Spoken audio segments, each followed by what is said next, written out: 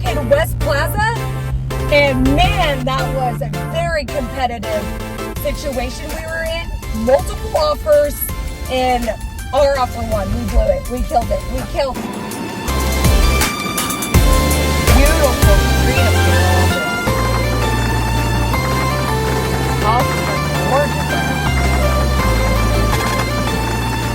I can't believe last week we looked at that one house. It was pretty cool with that indoor pool, but you know, that advice that you gave about making sure that you pre-approved, did that help with this situation, you think? Number one, absolutely, absolutely. That helped us so much because we were able to put our offer in the moment we left the home. So last week we talked about, hey, I like this house. What are the next steps to even being able to purchase this house? So today we're going to talk about the different parts of a contract, extra amendments that are very important to also submit with your offer. That is going to win. Should we tell them the little secrets that we had that help make our contract super competitive on this one? Yes, we are. We are going to go into detail. Stay tuned. Stay tuned, guys.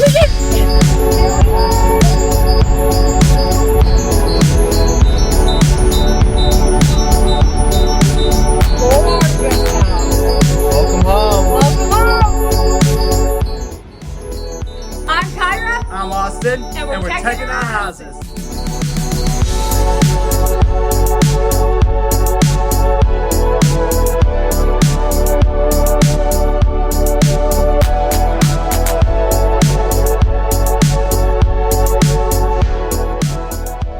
Okay, so last week, Austin, we talked about, kind of the first process of, how to submit an offer after looking at a home, and, we were definitely pre-approval is kind of number one. So you helped us out with that pre-approval, but what's the difference between pre-approval and a pre-qualified? That's a great question. So pre-qualification is when you do an initial application with a lender. Okay. You're gonna tell them, hey, I make this much money, these are what my debts are, they'll pull credit real quick. And it's all based on what you're telling the lender as far as, hey, I make this and this is where things are at. There's no verifications at that point with the pre-qualification. So Sure. It's simply just inputting data into the application and the system's running through saying, yeah, this is approved eligible or not. Pre-approval takes that a step further, where at that point, I'm going to gather all your income documentation, pay stubs, W-2s. If you're self-employed, we will need to look at tax returns for a couple of years, 1 or 2 years. And at that point, we're going to look at all your debts. We're going to take all of your verifications of income, see if you own any other properties as well, and make sure that that debt-to-income ratio is accurate and completely verifiable. And then an underwriter is then going to review the file, review all the documents, and be like, okay, this loan on a TBD house, a to-be determined house, you haven't found the house yet, but this loan is approved up to this much. You can go out and make an offer and we're good to go. All we need at that point is an appraisal to verify that the house is worth as much as you're paying for it, and title it to make sure that the house doesn't have any liens against it. So it's basically a loan approval from the underwriter at the lender to where everything's done on the lending side. Absolutely. So that's the difference between pre-qualification and full pre-approval. For sure. So pre-approval is definitely what we need to do in order. Yeah, whenever you want to start a home search, I strongly suggest that you always make sure that you're pre-approved before you start the home search, because if you're looking at houses and you find a house that you absolutely like, I'm sure you've run into this situation Absolutely. where you're like, hey Austin, we got to get pre-approved, they want to make an offer on this house, but yet I can't verify everything within a due date within 20, 30 minutes, 75, 80% of the time. A lot of times you can, but there's no guarantee. So that's why it's always good to take that 6 hours, well, not for the borrower, but it's always good to take some time to make sure that you have that full approval done before you go look at a house. Absolutely. Even if it's the day before. So that way, if you fall in love with a house, you want to make an offer, there's nothing standing in your way to make that offer. Exactly. We could leave and write that offer up immediately. All right, so Kyra, you guys had multi-offers on this property. Let's talk about the contract specifically today and how you talked with your buyers to make it super competitive to where the sellers decided to pick yours over the 8 other offers that made. Sure. What are 3 parts of the contract that you discussed with your buyers when you were deciding, how to make this offer as strong as possible? Yeah, of course, that's a great question. So we spoke about earnest money deposit and how putting in a strong earnest money deposit is very beneficial when submitting a contract. And also we went over escalation clauses, appraisal gap, and in its present condition addendum, if that was going to benefit us or not. So Kyra, let's talk about the first point of the earnest deposits. How do you determine how much earnest deposit you're going to put down on the home? Sure. So an earnest money deposit kind of is going to depend on the price of the home. If you are in a $1 million range, putting $1,000 down probably isn't going to be enough. So typically in that case, I would recommend obviously doing a much stronger earnest money deposit if it is a higher price of a home. Okay. So, for example, on this house, what's a general earnest deposit amount? Yes. $500. So with this home being listed over $900,000, I would suggest for my clients, first, I am going to discuss with them financially, what can they afford to put down as an earnest money deposit.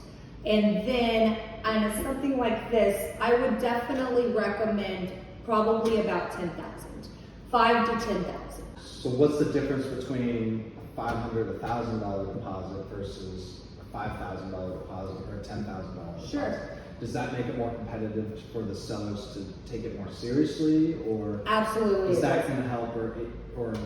Absolutely it does. So kind of the higher amount of your earnest money deposit, per se, if there are a multiple offer situation in a home and they've got 2 contracts, already submitted and they have to, make their decision. Say somebody only put maybe $500 or $1,000 down, and then another offer was, $5,000 to $10,000. The majority of the time, the sellers are going to go with the higher amount of an earnest money deposit, only because that's showing that you have skin in the game. You want this home. You're serious about it. Are earnest deposits refundable? Typically, yes. So say they accept your offer, your earnest money deposit has been deposited to the title company, and for whatever reason, the contract does not go through. The majority of the time, yes, that earnest money deposit is given back to the buyer. So times that I've seen on the lending side where the earnest deposit is refundable are, let's say the appraisal comes in low, or Yes. let's say there's inspections Exactly. that the roof has to be replaced and it's a $20,000 or $30,000 situation. Yes. So a lot of times, let's say when is the earnest deposit not refundable? I would say if the contract does not go through at fault to the buyer. So you're under Okay. contract, and for whatever reason, now your client is, I don't want to do this anymore, and just wants to back out and just wants to completely not follow through after the offer has been accepted and you are under contract. Sometimes they will not give you that earnest. So it's a protection for the sellers. Yes. So that way, That is hey, I correct. took it off the market.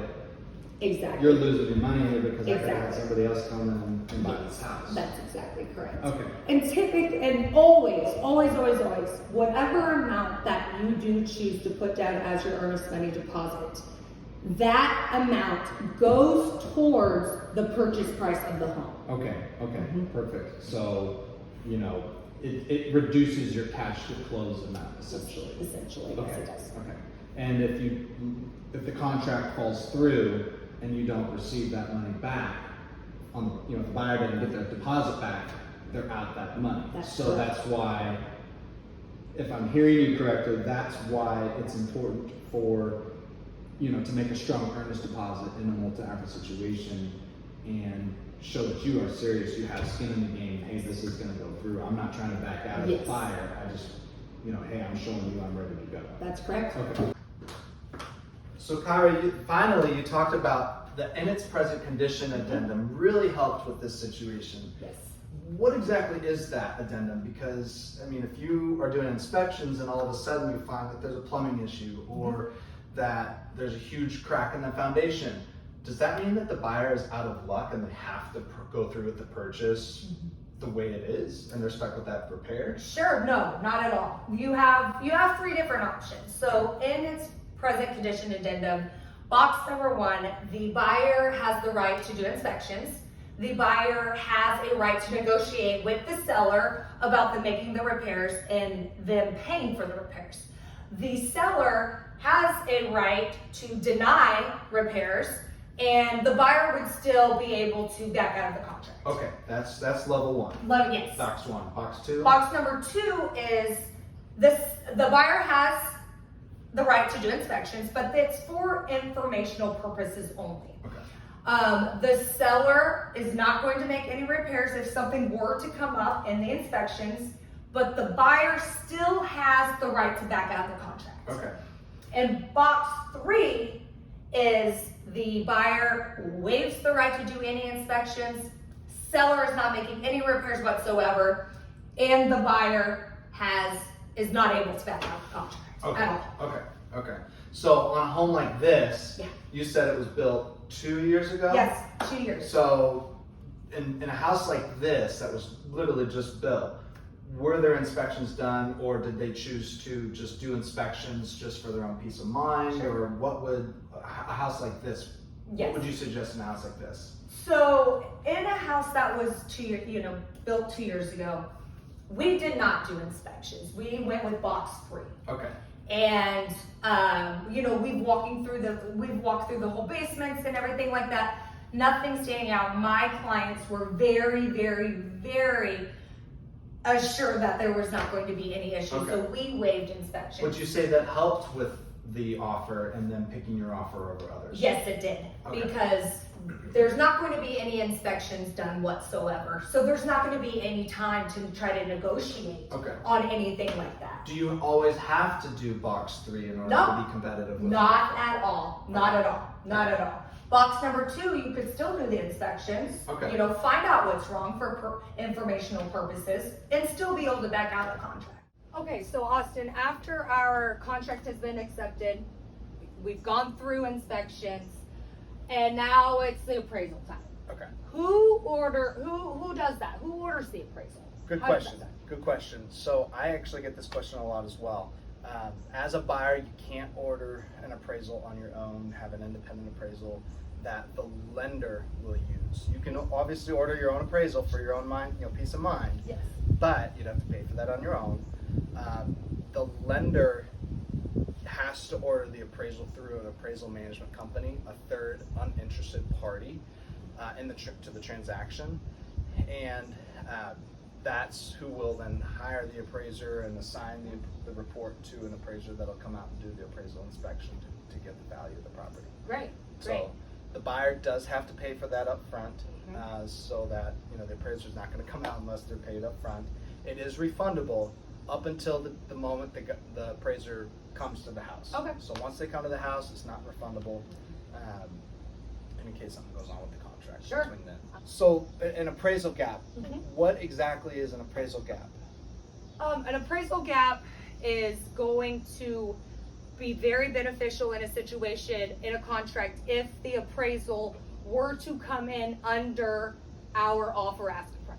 Okay, so essentially you're as a buyer, you're saying that, hey, if the appraised value comes in low, I'm willing to pay this much more over the appraised value amount. Yes. Okay, so for example, this contract was $900,000. Yes. And let's say, I think you said we had a $25,000 Yes, we appraisal did. gap. So if this home appraised at $875, for example, and I have a $25,000 appraisal gap, does that mean that I can get out of the contract? No. Okay. No. because I offered this house, or I offered the seller, I'll buy this house for 900. Yes. If it comes in 25,000 short, I'll pay the difference. Yes, that Okay. is correct. What about this scenario? Let's say $900,000 contract, Mhm. but it comes in at 925. Sure. Does that mean that I have to now pay 925 for the house at all. because the appraised value came in? Not at all. Okay. And actually, in that situation, kudos to the buyer because you got a great deal. Yes. All right. Third scenario. Okay. What about if, so the contract price is 900,000, Mhm. $25,000 appraisal gap. What if, really weird situation where just kind of a crazy appraiser and something, and the appraiser comes back and says, okay, this house is only worth 800,000. Okay. In that situation, now you're at $100,000 difference. Correct. In that situation, what happens? Can you get out of the contract? So you can get out of the contract. So that $25,000 appraisal gap, you would cover, 25,000 of that. So now we are at a $75,000 difference that we are going to have to come up with. We have a chance to negotiate with the sellers. If that is not an option, and if the buyers just cannot, it's impossible. It's going to be impossible to come up with that amount. Yes, at that time, the buyers can back out of the contract. So you can either renegotiate the contract in this scenario, or that gives you an ability to back out and possibly get your Correct. earnest deposit back. Correct. Okay, awesome. All right, so quick question, Austin. So if the appraisal came in low, under what we're asking our purchase price is, and my buyers or my clients are only planning on, at that time, putting 20% down. Now with this appraisal gap, is that going to affect their closing costs or their? Great question. So their 20% down payment is going to be based on the lesser of either the appraised value or the purchase price. So whichever one is less, that's what the 20% down is based off of. Now, if the appraised value came in low in our situation of the 875 Yep. that triggered the $25,000 appraisal gap, Yes. they're going to have to bring 20%, so that way they don't have PMI. Right. They're going to have 20% down payment of $875, plus they're going to have to bring that $25,000 appraisal gap on top of the down Okay. payment Okay, to make great. up the difference. Great, thank you for that information, that's perfect.